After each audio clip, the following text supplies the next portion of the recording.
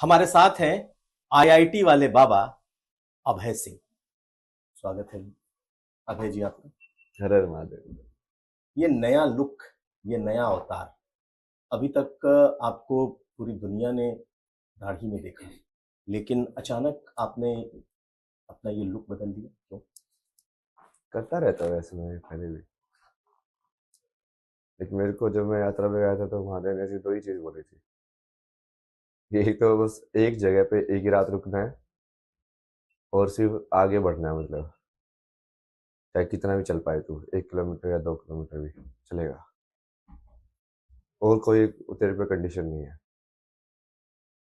तो उस टाइम पे भी मैं ऐसे ही था, जैसे चलता रहता था 2-3 महीने हो गए, काफी बड़ी बड़ी हो गई, फिर शेव कर लेता था। तो अभी वो शेव करने का वो वक्त आ गया चेंज होने का।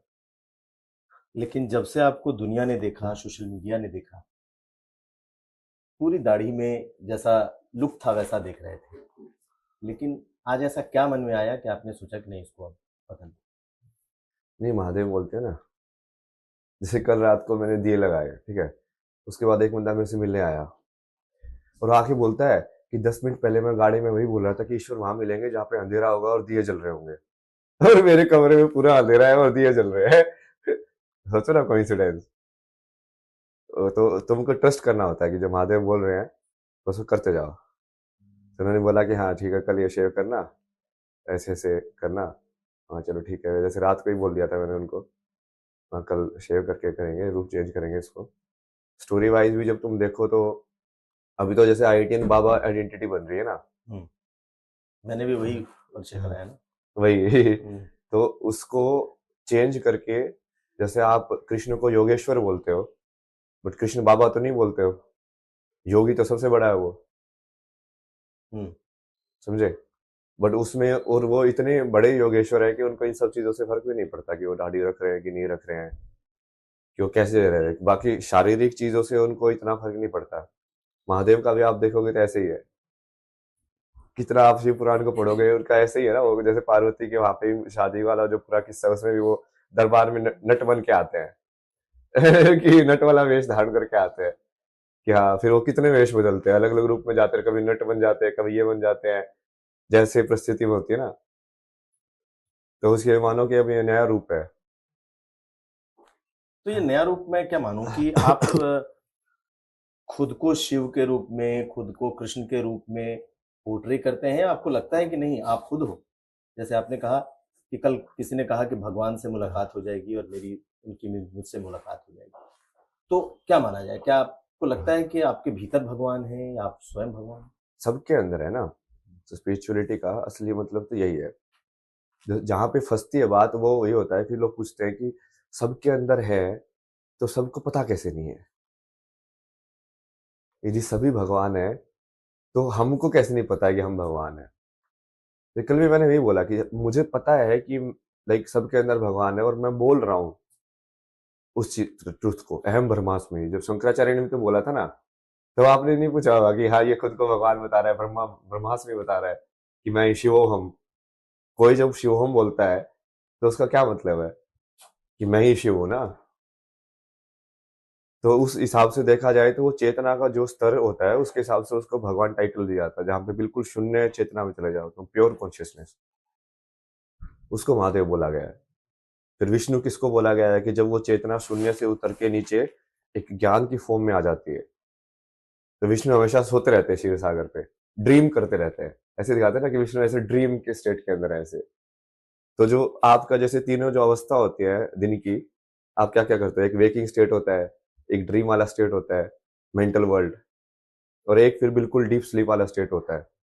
डीप स्लीप वाले स्टेट में भी कॉन्शियसनेस रहती है, सिर्फ कॉन्शियसनेस का विषय चला जाता है। हम्म। ये तो रहता है कि आप हो, बट आप क्या हो वाले एडजेक्टिव सारी गायब हो जाती है कि नहीं हो जाती। हाँ, बिल्कुल ठीक है। बट वो कंटिन्यूटी नहीं रहती तो आप सुबह उठते ही नहीं फिर।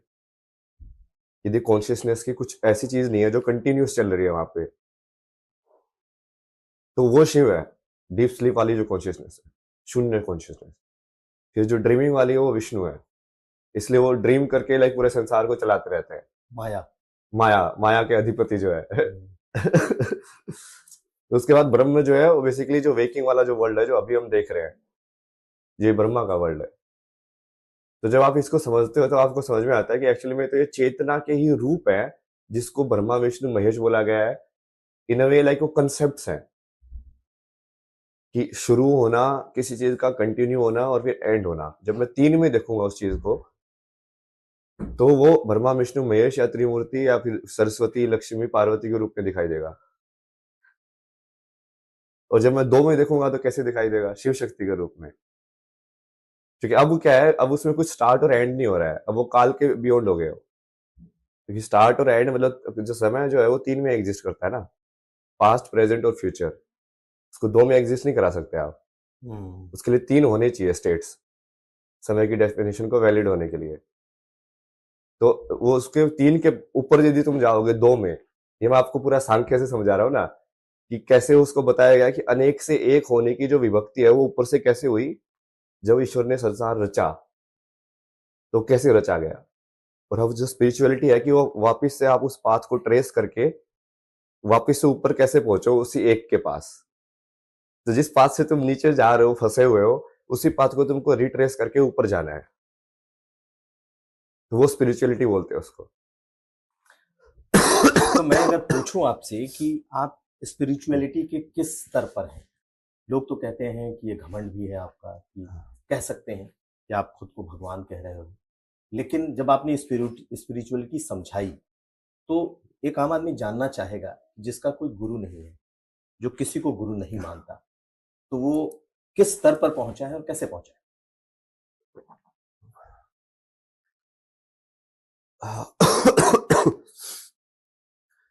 जिसका कोई गुरु नहीं है वही तो स्वयंभू है, शिव। शिव, जो खुद से अपने आप को बनाते हैं। स्वयंभू होने का मतलब समझो आप, कि वो इंसान जब तक उसके अंदर वो एक्सपीरियंस नहीं होगा तब तक उस चीज को मानेगा ही नहीं। जब तक वो ज्ञान उसका ज्ञान नहीं है तब तक वो उसको ग्रहण ही नहीं करेगा। वो स्वयंभू है क्योंकि वो उसका ज्ञान कहीं दूसरे सोर्स से आया ही नहीं है। सब कुछ इंटरनली उसने पाया है। उसने डायरेक्टली ज्ञान को स्टडी करके पाया है। इस तंत्र को समझने के लिए उसने किताबें इतनी नहीं पढ़ी, उसने डायरेक्टली इस तंत्र को ही पढ़ लिया है। लेकिन कहते हैं कि गुरु के बिना ज्ञान नहीं है। जब तक कोई गुरु नहीं मिलेगा तब तक शायद आप उस स्तर पर नहीं पहुंच पाओ। गुरु तो है ना मेरे, कितने गुरु हैं। जैसे जय कृष्ण मूर्ति को मैं पहला गुरु मानता हूँ, जिनकी वजह से मुझे वो ब्रेक थ्रू रियलाइज हुआ कि हाँ इसके परे कुछ चीज है। फिर उसके बाद वो पूरी स्ट्रक्चर को समझने के लिए जैसे मैं सदगुरु के आश्रम में गया, तो वो भी उनको तो मैं बहुत ओपनली गुरु मानता ना। उसको तो उनका तो फोटो, मैं वॉलेट गुम गया लेकिन उनका फोटोग्राफ हमेशा साथ में रहता था। सदगुरु का। हाँ हाँ हाँ। एक वही फोटो रखा था मैंने कि हाँ नहीं नहीं ये, क्योंकि मेरे को बीच में समझ में आया कि जैसे यदि मुझे इस रियलिटी में ग्राउंड करना है तो गुरु ही है जो ग्राउंड करा सकता है तुमको। गुरु ही है जो तुमको वेरीफाई कर सकता है कि ये सत्य है, क्योंकि गुरु का ही माना जाता है। समझे? वो ऑलरेडी गुरु है, मतलब वो एनलाइटन है। यदि वो बोल दे कि हाँ ये जो बोल रहा है ये बिल्कुल सही बोल रहा है, तब वो शिष्य वेरीफाई हो जाता है। तो आप वेरीफाइड शिष्य हुए या नहीं हुए? नहीं नहीं, मैं तो फिर महादेव के हिसाब से चलता हूँ ना। वो बेसिकली मेरा तो ऐसे ही कि वो डायरेक्टली मैंने पूरा सरेंडर करके रखा ना उनके विल को हिसाब से। तो अब वो वेरीफाइड मेरा इंटरनल होता है, मतलब सेल्फ वेरीफाइड। अगेन स्वयंभू जो होगा वो दूसरों की वेरिफिकेशन पे डिपेंड नहीं करेगा। इसलिए शिव को भगवान उनको देखना उनको फर्क नहीं पड़ता था। वो किसी भी रूप में घूमते थे, अघोरी बन के घूमते थे, ऐसे बन के घूमते थे, बट उनको दुनिया वाले देख के टैग कर रहे थे। कि शिव ऐसे हैं, शिव ऐसे हैं, शिव ऐसे हैं। एक्चुअली में तो शिव अनंत है। जो नहीं है वो किसी भी रोल को आप कर सकता है फुलफिल। मतलब उनको आप यदि माँ बाप बना दो तो भी वो डिटैचमेंट से पूरी कर सकता है। उसको तुम लाइक रुद्र वाला काम दो तो भी वो डिटैचमेंट से पूरी कर सकता है। वही है ना कि संसार का कोई भी कर्म उसको पकड़ नहीं रहा है, तभी उसको बोलेंगे कि वो त्रिगुण से ऊपर पहुंच गया है, निर्गुण हो गया है, बिना गुण का हो गया है। और जो निर्गुण है वो कोई भी गुण बेसिकली जो जरूरत पड़ने पे उसको एक्टिवेट कर सकता है फिर, क्योंकि वो खाली है। जो खाली है उसके अंदर फिर जो भी चीज भरी जाएगी वो उस जैसा ही बन जाएगा। तो जैसे मैं यहाँ पे आया तो अब आपके हिसाब से एडजस्ट हो गया, या थोड़ा मॉडर्न वैसे वाला है तो हाँ खाना भी वैसे ही मिलेगा coffee, black coffee. Coffee black coffee वही। तो अभी जैसे मैं रियलिटी में थोड़ा समाज के दूसरी वाली उसके अंदर एंटर कर रहा हूँ ना अभी, कौन तो सा? उसके लिए जो थोड़ा मतलब है तो आध्यात्मिक, बट इतना ज्यादा वैसा ट्रेडिशनल वाला स्टाइल नहीं है, मतलब कि तुम सब कुछ पूरा वैराग्य छोड़ दो। और पूरे वैराग्य में तो था ही ना मैं, मुझे तो फर्क ही नहीं पड़ता था अपने शरीर को। इतनी सारी प्रॉब्लम्स होती थी मेरे शरीर में ना, कि रैशेज ये सब, मैं तो चलता जाता था पूरे टाइम। तो कहला महादेव बोल रहे हैं तो चलते जाओ यार, चलते जाओ। अभी जैसे कान छिदवाया, इसमें भी उन्होंने बोला था पानी मत लगने दो, फिर वो गंगा स्नान कर रहे थे तो पानी तो लगेगा ही लगेगा। हम्म। अब कहाँ से तुम तेल लेके आओ, कहाँ से ये सब करो। वो ठीक है, मैं महादेव बोलते कि ठीक है अभी इस पे जरूरत है नहीं, ध्यान नहीं है, तू टेंशन मत ले, सब ठीक हो जाएगा। तो ठीक है, सब सही हो जाएगा।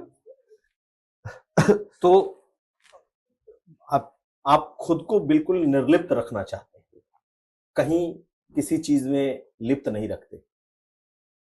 और अगर आपके लुक को इस वक्त देखें जो हम चर्चा कर रहे थे, तो अपने आप को आपने बदल दिया, कान में कुंडल पहन लिया।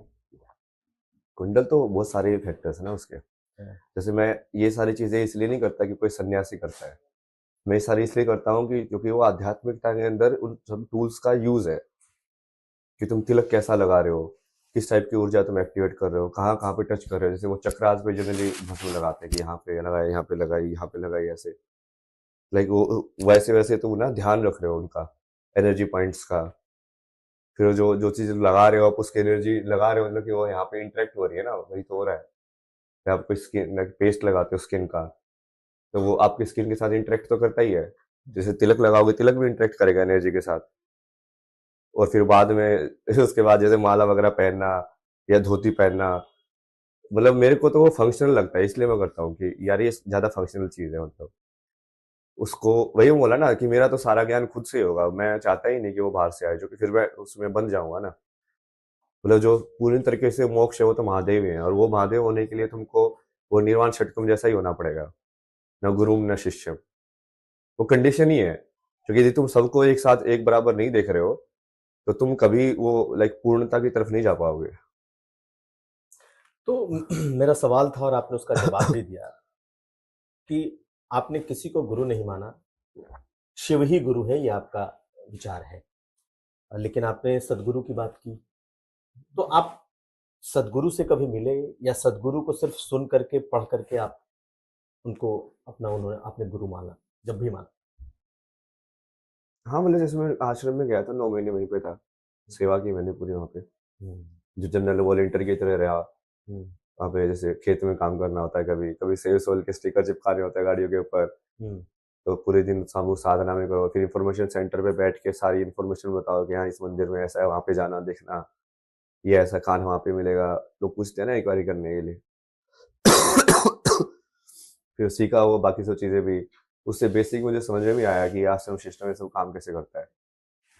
क्योंकि मैं तो इस लाइक मेरे को जो अटेंड हुआ था, मैं तो बिल्कुल फ्री लाइक समझ में पाथलेस पाथ के थ्रू जाके वो कहीं ना कहीं वैसे हो गया। मैंने तो कोई स्ट्रक्चर यूज ही नहीं की।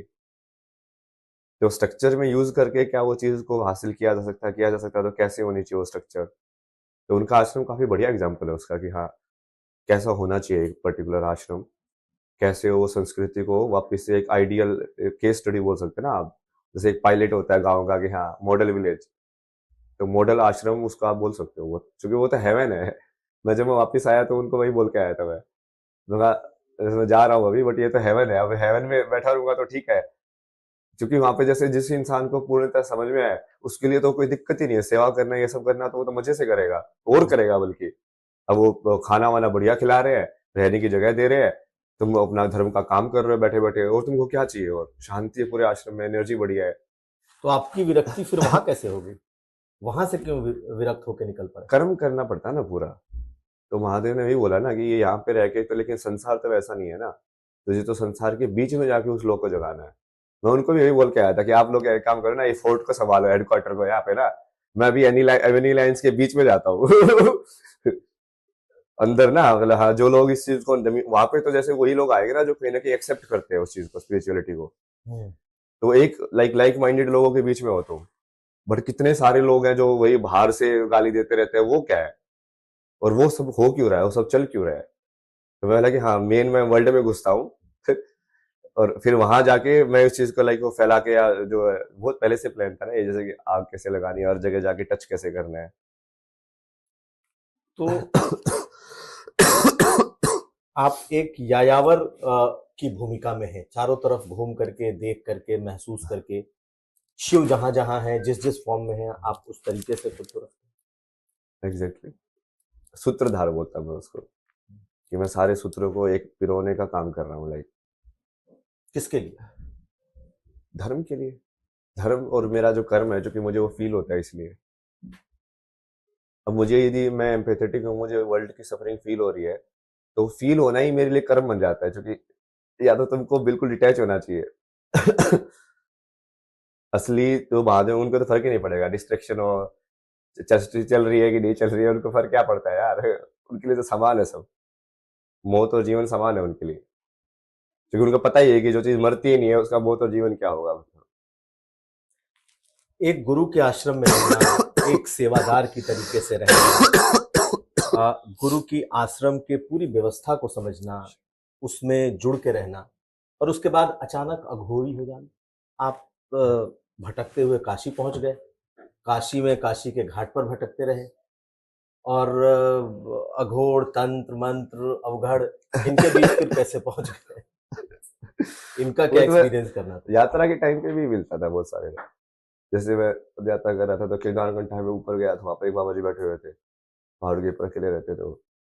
तो मैं अलग अलग जैसे लोगों से रास्ते में उस टाइम पे भी मिल रहा था, कि बहुत सारे साधु लोग जैसे यात्रा में चल रहे हैं साथ में, लूट रखता था मैं उस टाइम पे। तो उनके साथ एक दो दिन घूमे, वो बोला कि हाँ ऊपर चलना है साथ में, तो वहाँ चलो चलो चलो साथ में। तो उस टाइम पे भी जैसे बहुत अलग अलग टाइप के लोग मिले ना, बात करने को मिला कि हाँ, जिनकी सोच कैसी है, ये आप लोग कैसे साधना कर रहे हो, बेसिक जो साधना के जो होते हैं उन चीजों को समझा, कि धूना क्या होता है, ये चिमटा क्या होता है, इसको कैसे रखना होता है, कैसे साधना करनी होती है, क्या तरीका है इनका ना।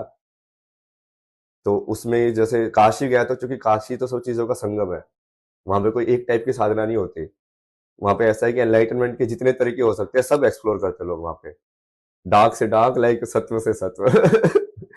तो वहां पे शमशान में बैठे हुए अघोरी भी मिल जाएंगे, और राधा कृष्ण करने वाले लोग भी मिल जाएंगे, जो बिल्कुल ही फलाहारी है, पूरा लाइक व्रत करके रखेंगे, ये सब करके रखेंगे। और एक दूसरा है जिसको फर्क ही नहीं पड़ता, अगर घोर जैसा रहता है वो। तो वो सारी चीजों को देखना है, वही तो है ना, वही तो आपको बताया, मेन आपने भी पर्पज तो अघोर वही है। एक्सपीरियंस किया? अघोर के साथ बैठ करके, अघोर तो मरे हुए लोगों की हड्डियां तक खाते हैं, आपने भी एक्सपीरियंस कर लिया? हाँ, वो महादेव ने ही करा दिया, मतलब ऐसे वो मैं इंटेंशन से नहीं करता ना कोई चीज, वो अपने आप ही मेरे को सिखाते रहते हैं भेज भेज के, कि हाँ ठीक है, यहाँ से तो इस चीज का एब्जॉर्व कर ले, यहाँ से उस चीज का एब्जॉर्व कर ले। जैसे वो फील तो अंदर ही करना होता है अघोर। अघोर मतलब कि बेसिकली तुमने जो बच्ची कुची चीज थी जिसके अंदर भगवान नहीं देखा था, उसके अंदर भी भगवान देख लिया। अब तुम फल के अंदर बोल रहे हो कि फल खाने से भगवान मिलेंगे, तो फिर हड्डी खाने से भगवान क्यों नहीं मिल सकते? है तो उसी धरती माँ का हिस्सा हो। बट वो बहुत ही अलग चीज है ना, उसको आप उसके सिविलाइजेशन के साथ नहीं जोड़ सकते, इसलिए जो महादेव है वो हमेशा लाइक उनको रेबल माना गया है, सिविलाइजेशन के एंटी, कि जो रूल को फॉलो ही नहीं करता है। क्योंकि उसको क्यों फॉलो करना है, वो मुक्त है। जिसको मुक्त पता चल गया, वो क्यों फॉलो करेगा सोसाइटी के नियम? तो उनके लिए बेसिकली वो सारा, वो ये पूरा संसार एक तंत्र जैसा है, कि इसको बस समझने के लिए है वो। बुरा सच्चा, अच्छा बुरा, ये सब कुछ नहीं है, कि हाँ ये इसको नहीं करना है, ये ऐसा नहीं करना है। बट वो सब अहंकार से नहीं हो रहा है, बस वही अंतर है। अभय सिंह जी, आप तो समझ रहे हैं आध्यात्म क्या है, भगवान क्या है, भगवान के रूप क्या है, किस स्तर तक आध्यात्मिकता है, लेकिन आपको दुनिया क्या समझ रही है? आपने कभी इस चीज को महसूस किया? दुनिया मेरे असली स्वरूप को तो कभी नहीं देख पाएंगे, वो मुझे पहले ही ज्ञात हो गया था। सबसे बड़ी इस पे यही वो रहता है, कि तुम यदि फर्स्ट रहते ना, ये मुझे कॉलेज के टाइम पे बहुत फील होता था, क्या? कि जो फर्स्ट रहता है वो अकेला रहता है। फर्स्ट होने का मतलब ही वही है, कि वो अकेला नहीं रहेगा, तो वो कहीं ना कहीं शेयर्ड हो गया ना, वो फर्स्ट कैसे हुआ? तो लाइक यार, राजा होना तो बहुत अकेले होने वाली चीज है, कि तुम भी इतनी पावर होल्ड कर रहे हो कि नीचे वाले लोग जो है वो कहीं ना कहीं लालच में है, उसमें पढ़ने के उनके चांसेस रहेंगे ही रहेंगे, तो तुमको वो पावर ही अकेला कर देगी वहां पर। तो वो वाली चीज महसूस होती है कई बार। बट ठीक है, वो तो क्या कर सकते हो, सच पूर्ण है। सचमुच बहुत पावरफुल होते लोग हैं जो शीर्ष पर होते हैं, कहा जाता है जो शीर्ष पर होता है वो अकेला ही होता है। अकेला ही होना पड़ेगा उसको, क्योंकि उसको जिम्मेदारी लेनी पड़ती है ना कि मैं शीर्ष पे हूँ तो अब नीचे वालों को संभालना है। आप भी अकेले हो? महादेव है ना। उनके साथ पूरी बात है, देवी को भी बुला लेता हूँ बहुत बार। देवी को बुला लेते हो? हाँ मतलब चैनल करके कभी ऐसा लग रहा हो, बैठो गपशप करो बातें बातें करो। भगवान से बातें, देवी से बातें। हाँ मतलब जैसे किसी भी रूप में आप चैनल कर सकते हैं ना, वो तंत्र मंत्र यूज करके कि उस देवी को प्रसन्न करके, तो उनको चैनल कर सकते हैं आप। लेकिन ये तो आपके आध्यात्मिकता से बिल्कुल दूसरा चैनल है जिसकी आप चर्चा कर रहे हैं कि आप तंत्र मंत्र के जरिए भगवान को बुला सकते हो, तंत्र मंत्र के जरिए देवी को बुला सकते हो, और एक आपकी ऐसी साधना है जो सब में शिव देखता है। तो दो बिल्कुल, आपको लगता नहीं नहीं नहीं, अलग वो अलग एनर्जी चीजें? के फॉर्म अलग अलग है ना, मैनिफेस्टेशन, वही तो समझाया मैंने आपको। हम्म। जैसे आप जिसको शिव बोल रहे हो वो तो दो के अंदर डेफिनेशन है, शिव और शक्ति के अंदर। तीन के अंदर वो डेफिनेशन ब्रह्मा विष्णु महेश वाली है तो वही की, बट आप उसको रूप में देखना चाहते हो, इसलिए आप उस रूप में देख रहे हो। जैसे देवी का जैसे तीन में तो ऐसे है, सरस्वती लक्ष्मी पार्वती, बट 10 में भी है ना वो, फिर वो नव दुर्गा और फिर लाइक लास्ट के अंदर, तो वो 10 के अंदर डिवीजन है वो देवी का। फिर और भी फर्दर डिवीजन भी किया हुआ लोगों ने। आप जो इतनी बातें बता रहे हैं धर्म से जुड़ी हुई, क्या ये पूरी आपकी स्टडी है या आपने महसूस किया? जो महसूस किया वही बताता हूँ मैं तो। तो स्टडी वाली नॉलेज धर्म होगी तो ग्रंथों की स्टडी है और महसूस किया दोनों है? हम लोग कहीं ना कहीं वो ग्रंथ के अंदर भी वो चीज से समझ में आ जाता है कि हाँ यहाँ पे भी ये सिंक हो रही है, मतलब सेम चीज बोल।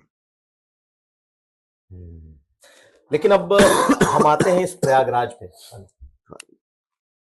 आखिर ये आपकी, आप इस महाकुंभ में कैसे पहुंच गए? और महाकुंभ में जब आप पहुंचे तो अचानक से ही आप, पिटारा खोल के मधुमक्खी का।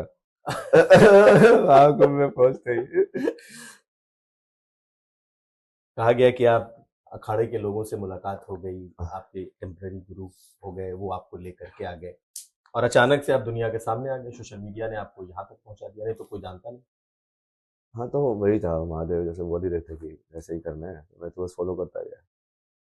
जाने को तो मैं खुद से भी आ सकता था, बट उन्होंने नहीं बोला नहीं नहीं इनके साथ ही जाना तेरे को, तो ठीक है कहानी आप जैसे चलानी है आप ऐसे ही चलाओ।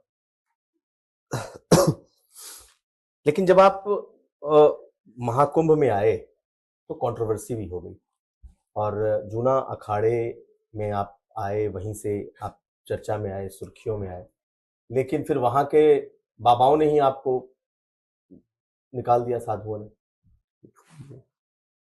क्या फर्क पड़ रहा है मतलब। ये तो वहाँ पे जैसे मैं मशान नाथ के वहाँ पे मंदिर में बैठा होता ना धुनी के ऊपर, हम्म। तो ऐसे वो कुछ तो जो जोर जोर से फोन बजा रहे थे कोई तो इंसान। मैंने उनको बोला यार ये माया वाली चीजें मत बजाओ अभी, थोड़ा या तो स्पिरिचुअल भजन वजन लगा दो ये सब। तो बोलता है कि तुम कौन होते हो बोलने वाले। हाँ मैं तो कोई नहीं हूँ, कुछ भी नहीं हूँ। बोला कि तुम बता ये जगह किसकी है। मगर मुझे तो यही पता है कि सारी जगह महादेव की है। और काशी तो स्पेशली वो महादेव की नहीं होगी तो वो किसकी होगी फिर। मगा आपको क्या लगता है आपकी है क्या मतलब ये। हम्म। फिर वो ऐसे थोड़ा चिल्लाने लगा, फिर मैं उसका बस एक ही जवाब होता था मेरा, ओम नमः शिवाय। फिर वो ऐसे कि हाँ तो यहाँ पे ऐसे ये कर दूंगा वो कर दूंगा, मगा ओम नमः शिवाय। ये ओम नमः शिवाय। तो ये सब चीजें तो पहले भी हुई ना, ये तो मैं बहुत नॉर्मल ही है मेरी लाइफ में फेस करना। लोग होता ही है हमेशा हर जगह पे जाके ना, जब वो सत्य को देखते हैं तो कहीं ना कहीं, क्योंकि मेरा प्रेजेंस ही लोगों के अहंकार को किल करता है कि ये कैसे? इंसान एग्जिस्ट कैसे कर सकता है ऐसा इंसान। तो उनको लगता है कि यार हमने क्यों नहीं किया जो इसने किया, इसलिए उनके अपनी लिमिटेशन है, उनको वो दिखता है कि यार ये सब चीजें हो सकती है यदि तुम एक्चुअली में एक संकल्प करते तो। तुम सिर्फ एक्सक्यूज बना के रह गए अपनी लाइफ के अंदर। तो वो क्या करेंगे फिर, वो मेरी स्टोरी को नीचे डालने की कोशिश करेंगे, क्योंकि वो अपनी इनसिक्योरिटी को मेरे ऊपर फोर्स करने की कोशिश करेंगे। उन्होंने आपको आपके रूप में नहीं समझा? हाँ मतलब जैसे पहले तो जैसे वो जो है सोमेश्वर जी, वो कितनी बार बोलते थे ऐसे कि मुझे तेरे अंदर आदि शंकराचार्य दिख रहे हैं, मुझे तेरे अंदर क्राइस्ट दिख रहे हैं, मतलब इतनी बड़ी बड़ी बातें हैं। जब आप पूछ रहे थे ना कि आप खुद को भगवान बोल रहे हो, अरे यार मेरे को तो लोगों ने खुद बोला है कि मुझे तेरे अंदर क्राइस्ट दिख रहे हैं, मुझे तेरे अंदर आदि योगी दिख रहे हैं, मुझे तेरे अंदर बटुक भैरव दिख रहे हैं। हम्म। तो अब वो ठीक है ना, अब उनसे भी तो पूछो ना उनको कैसे दिखे भगवान मेरे अंदर। बट वो बाद में ठीक है, नहीं, जैसे भी उन्होंने वो बड़ी तारीफ की, मैंने इनका इंटरव्यू भी किया था, तो उन्होंने कहा था कि he is one of the finest monk of India, उन्होंने मेरे से बातचीत में बताया। लेकिन अचानक ऐसा क्या हो गया कि बड़े बड़े जो अखाड़े के साधु और महंत हैं वो आपसे ऐसे नाराज हो गए? नहीं नहीं, उन्होंने जैसे मेरे को ना एज ए गुरु तो रिकॉग्नाइज नहीं किया उस टाइम पे। वो मुझे दीक्षा विक्षा दिला रहे हैं, मतलब मैं दीक्षा के लिए थोड़ी जा रहा हूँ वहां पे। दीक्षा तो उसको दिलानी पड़ेगी ना जिसको ज्ञान की तलाश में उस पाथ को स्टार्ट करना है, इनिशिएट करना है। जब मैं उस पाथ से होके ही आया हूँ तो मुझे क्यों चाहिए? मैं तो ठीक है, एक आपके अलग कोई तरीका है उसको सीख रहा हूँ। जैसे रामकृष्ण परमहंस भी ऐसे ज्ञान प्राप्त करने के बाद भी उन्होंने भी बहुत सारी तरीके एक्सप्लोर किए। तो आप क्या बोलोगे, उनको ज्ञान मिला नहीं था क्या? ज्ञान तो मिला हुआ था, फिर भी उन्होंने किया ना वो सब चीजें। तो वो बेसिक अंडरस्टैंडिंग ही गलत थी और वो लोग उस चीज को तोड़ना ही नहीं देना चाहते थे कि ये जो रिलेशनशिप है गुरु और शिष्य का, वो एक वैसे वाला है कि हाँ, अब जैसे वो कई बार तो ये सोमेश्वर जी ये भी बोलते थे ना कि तेरे इतना ज्यादा, मतलब तेरे को इतना ज्यादा बड़ा वैसा है कि कई बार मुझे भी जेलसी होने लग जाती है तेरे से। बट फिर समझाते कि नहीं नहीं, गुरु तो ऐसे ही होता है कि हाँ उसका शिष्य बड़ा हो तो उसको बढ़िया होना चाहिए। वो हाँ चलो ठीक है, समझते तो आप कि असली गुरु होने का मतलब क्या होता है, कि जब शिष्य बड़ा हो गुरु से तो उसको प्राउड फील होना चाहिए कि हाँ इसने अब मेरे से भी ज्यादा कुछ सीख लिया है। ना कि उसके जेलसी होनी चाहिए कि मैं जो नहीं आता उसने ये इसने कैसे सीख लिया। इंसानी इमोशंस हैं, वही कहानी वैसी चलती जाती है। लेकिन अखाड़ों से जुड़ा एक और सवाल यहाँ, बहुत सारे लोगों ने कहा कि भाई आईआईटी वाले बाबा, आईआईटी वाले बाबा, आईआईटी वाले बाबा, क्या यहाँ उससे बड़े बड़े इंजीनियर, डॉक्टर, पीएचडी, प्रोफेसर्स, बहुत सारे लोग मौजूद हैं यहाँ पे। लेकिन अ, एक आईआईटी वाले बाबा के पीछे दुनिया ऐसे पागल है, ऐसे पड़ी है, लगता है कि उनके से बड़ा कोई संत ही नहीं। नहीं नहीं, वो ठीक है ना, उसका क्या करेंगे। तो जो लोग बोल रहे हैं उनको खुद ही नहीं पता ना कि वो दूसरे जो लोग हैं वो मेरे से ज्यादा है कि कम है, उनको कैसे पता? उनको ये कैसे श्योर है कि मैं टॉप पे नहीं हूँ? कि ज्ञान के मामले में, आध्यात्मिकता के मामले में मैं सही में टॉप पे नहीं हूँ बाकी सारे बाबाओं से? क्योंकि जो स्पिरिचुअल के पाथ में चला ही नहीं है वो दूर से बैठ के कैसे जज कर सकता है? तो जो मोस्ट ऑफ द जनता तो सिर्फ बाहर के साइंस के थ्रू जज करती है कि इसके पास इतने फॉलोअर्स है तो मतलब ये होगा, सही है इसके पास ऐसे कपड़े पहनता है, मतलब ये सही है, ये ऐसे इंटरव्यूज ने ऐसे जवाब दिया, मतलब ये सही है। उनको इंटरनली थोड़ी समझ में आता है स्पिरिचुअलिटी क्या होती है। तो आपका ये जो रूप है, नया रूप, नया स्वरूप जो अभी हमें दिखाई दे रहा है, ठीक है, आप सब में शिव हैं कहते हैं, ये कब तक रहेगा? यानी क्योंकि आपका जो ये फेस है, आपकी बहुत सारी पुरानी फोटोज सामने आई, कॉलेज के दिनों की, नौकरी के दिनों की, आपके अपने सोशल मीडिया पर किए हुए पोस्ट, लाइव्स, तो ये क्या ऐसे चलेगा, फिर दाढ़ी बढ़ा लेंगे? ओगड़ जैसे रहता हूँ ना मैं, like, मेरे कोई चीजों से इतना फर्क नहीं पड़ता, मतलब क्या। लेकिन आपको आपकी जटाओं से, आपके अपने बाल से तो मोह है, प्रेम है। नहीं नहीं, करने को तो मैंने तो अपने पाथ पे ना इतनी इतनी चीजें छोड़ी है ना महादेव के बोलने पे। लेकिन जैसे राधा मिली थी मेरे को, मैं मुझे स्टोरी मैंने लाइफ में ऐसे चेंज किया, मगर इस काम ये काज ऐसे करते रहे, इस अवतार में राधा से शादी करा देते हैं। सारी टाइमलाइन बनाई मैंने सब कुछ, तो महादेव ने मना कर दिया, लेकिन नहीं आगे बढ़। हाँ ठीक है, छोड़ दिया महादेव, जाओ, आपके लिए ये भी छोड़ दिया तो राधा मिली थी और आप शादी करना चाहते थे? हाँ मतलब वैसे ही प्लॉट किया था मैंने हाँ। कि इस जन्म में करा देते ना, मतलब पिछले जन्म में तो नहीं हुई थी नहीं, पिछला जन्म आप क्या देख पाते हैं, देख सकते हैं? आपने देखा है? महसूस होता है ना, मतलब वो पूरा कि तुम वही यादें, तुम्हारी यादें हो। पिछला जन्म के बारे में जो आपने इस्तेमाल किया, मैं आपसे पूछ लूं कि क्या आपने अपने पिछले जन्म को जाना है, देखा है? हाँ तभी तो बता रहा हूँ मैं। क्या क्या था? यही सब, आप जो पानी कृष्ण की कहानी देख रहे हो, राम की कहानी, बुद्ध की कहानी, हम्म। मेरी कहानी तो डॉक्यूमेंटेड है ना सारी सब जनों की कहानी सबको पता है। नहीं, लोगों को नहीं मालूम है कि आखिर अभय सिंह जो IITian है और अब पूरी तरीके से आध्यात्म की राह पे बढ़ चुका है, बाबा बन चुका है, तो पिछले जन्म में क्या था? कृष्णा ही हूँ ना मैं।